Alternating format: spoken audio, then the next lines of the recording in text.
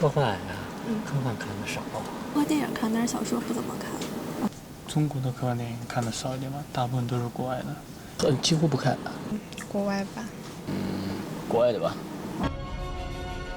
It seems that movies are the easiest way for people to get to know science fiction. But most science fiction movies are not from China, and neither are books. For general readers, the most Chinese science fiction they know about is the novel The Three-Body Problem, winner of an international award. Liu Cixin won the 2015 Hugo Award with his novel Three-Body Problem, and just 1 year later, Hao Jingfang claimed the accolade with his story Folding Beijing. The most recent award has grabbed people's attention once again as China's science fiction industry continues to develop. However, China's science fiction market is still small in scale. There are only about 200 science sci-fi novelists, and the number of those considered highly skilled at the genre comes to less than 30, far behind countries like US and Japan. Science fiction fans are normally young, including middle school and university students. Chinese sci-fi researchers say that bodes well for the future, since young readers can feel demand for many years ahead. Chinese sci-fi researchers say science fiction should be more mass-market oriented, but how to stimulate the public's interest? That requires a steady supply of quality works. Liu Cixin also gives his own suggestion. Developing sci-fi movies is the trend now.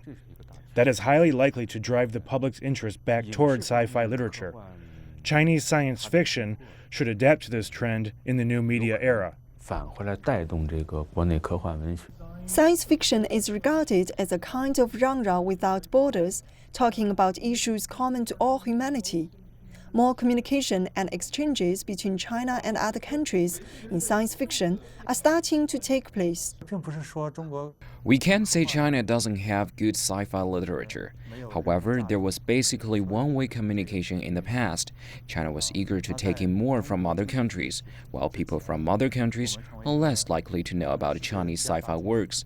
In recent years, more Chinese science fiction literature has been translated into other languages, for example, The Three-Body Problem, and accepted by people outside China. Chinese science fiction that I have read so far has been really wonderful, really poetic, and really informative at the same time. I've learned a lot. I've really enjoyed reading, in particular, Liu Cixin's books, and I've learned a lot about science, but I've also learned a lot about Chinese culture, which I didn't get a lot in school. Even though one novel has earned a major breakthrough for Chinese science fiction, it is far from enough. More science fiction writers will be needed to carry the genre further. Liu Li, CCTV, Beijing.